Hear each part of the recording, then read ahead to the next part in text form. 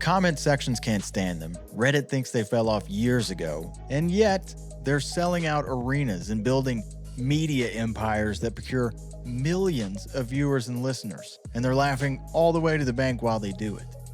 Like it or not, the hate they eventually received didn't hurt them. It helped. It's kind of wild, right? Two guys who talk for a living, one who barely wears a shirt and the other who barely cracks a smile, somehow have become the most hated personalities on the internet. And of course, who we're talking about is Tom Segura and Bert Kreischer. These are two of the biggest comedians in America at the moment. If you had only looked at their podcast clips or YouTube comments, you'd think they were universally despised. But let's step out of the algorithm for a second. They're touring arenas. They're touring the world. I mean, they're building media empires from the ground up. How did two guys, one who more recently began receiving hate and the other who, no matter how famous he becomes, can't seem to get anyone to say his name correctly? And Bert Kreischer.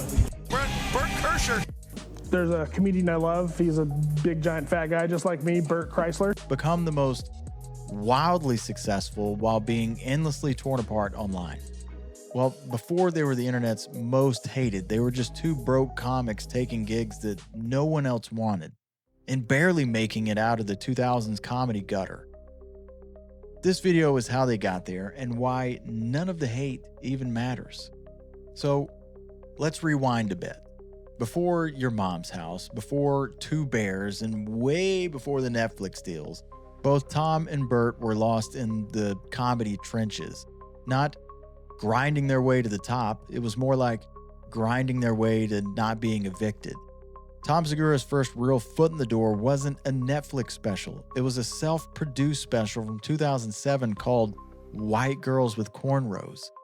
That is a real title, and it didn't exactly explode, but it did get him some early attention, and reps in LA started to notice. More importantly, it taught Tom how to package his own voice, that dry, sharp, and just offbeat enough voice to stand out in the sea of screamers.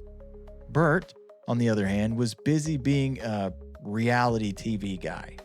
He hosted shows like Hurt Bert for the Discovery Channel, which was basically Jackass with better lighting, and appeared on a Comedy Central competition series called Reality Bites Back.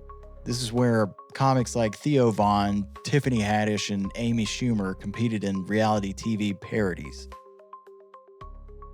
It was weird and chaotic and honestly forgettable, but it paid the bills. Bert was funny, but no one saw him as a comedian.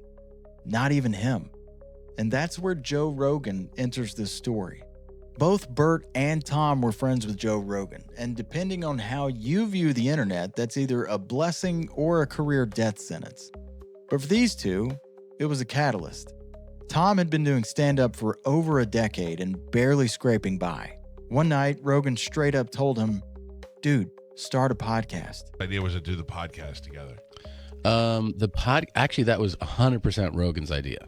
Of the two of you doing it? Yeah. Okay. Because I'd been opening for him. He had just started the podcast, I want to say, his in like 2009. Yeah. And then, I'm opening for him. He's touring everywhere, and I'm doing weeks with him, and I'm guesting on his show a lot. It's like in his house on a couch, And then he's like, "You should start a podcast." And I had zero interest.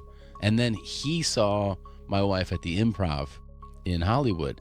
And like, the next day I ran into him, like, I don't know if it was an airport or something. He was like, "Your wife's a comic, dude. This makes sense. Like, why don't you guys just do it? It's so easy." So he suggested it so many times that when I came home from one of those trips with him, I was like, "So do you want to, I think we should do this." So that's exactly what Tom did. He and his wife both, Christina. They started a podcast titled Your Mom's House, a chaotic, not safe for work, inside joke-laden podcast that started as a side project and became a movement. Meanwhile, Rogan had a completely different conversation with Bert. Bert was still floating through half TV host, half tour comic purgatory. He was funny, but unfocused. One night, Joe said, "You're telling me you have this story about accidentally joining the Russian mob, and you're not doing that every night on stage?" You said, hey man, you got to tell that machine story every time you get on stage. If you hadn't done that, I don't know what the fuck I'd be doing. If you know that that's what happened that first night, right? So I tell the machine story to your podcast and you go, it's one of the best stories. It's one of the best stories ever. You go, you tell it on stage? I go, no. You go, you got to start telling that on stage. Hey, everybody. And you talk to you go, he is from now on known as the machine. You yell the machine at every one of his shows until make him tell it on stage. So I go to Columbus the next week. I go do my first show Thursday, like maybe 120 people, not sold out.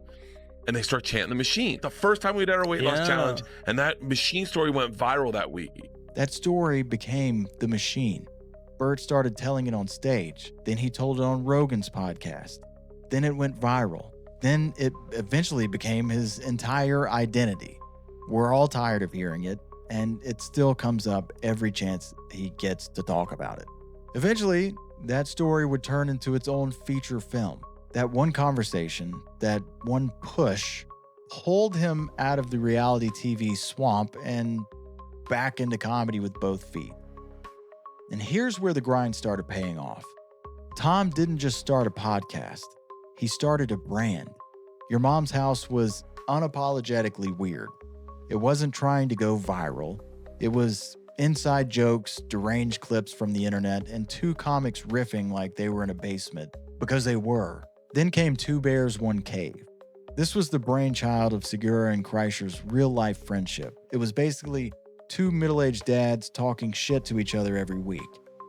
And it worked. The internet couldn't stop watching. Every clip was a meme. Every bit became merch. Every mistake, from mispronunciations to bodily functions, became content. And the best part? They owned it all. There were no network notes, no studio interference, and no Hollywood gatekeepers. Just two guys, a few mics, and a mountain of Patreon money. But here's the catch. The bigger you get, the louder the hate. Tom's tone, that classic dry sarcasm, started reading as smug. People began calling him cold, mean, and even dismissive.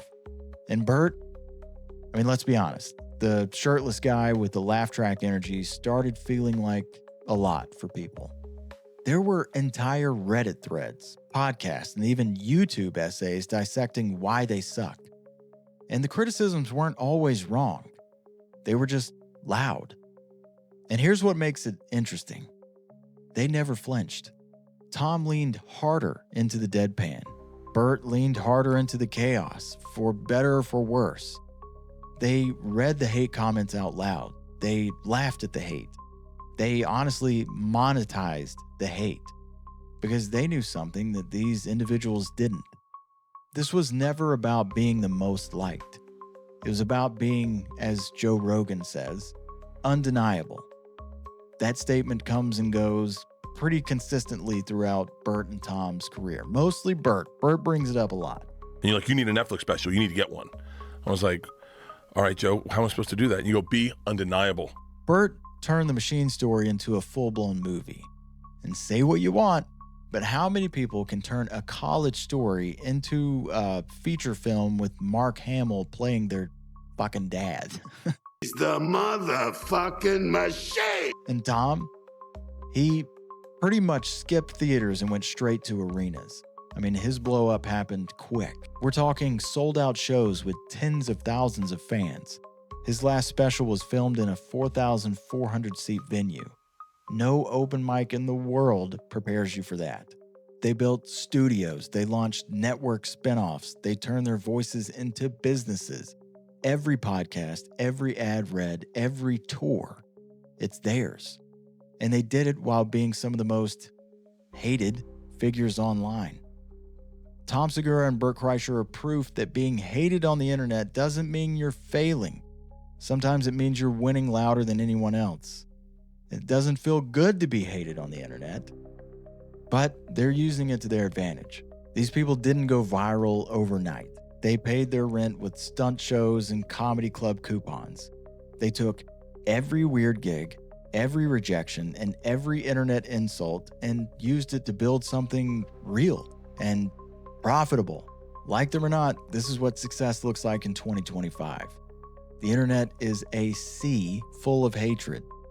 You can be hated for doing good, and you can be hated for doing bad. It really doesn't matter. People will find something about you to hate. It's up to you whether or not you want to take it and build something real. Keep going forward or stop. So, I appreciate you. I would love it if you hit that like button. If you're down for more behind-the-scenes stories like this one, join along. We're going to talk about these every 2 weeks. And tell me in the comments, are Tom and Bert comedy sellouts or self-made legends? I'll be here either way, breaking down what it really takes to win. I'll see you in the next one.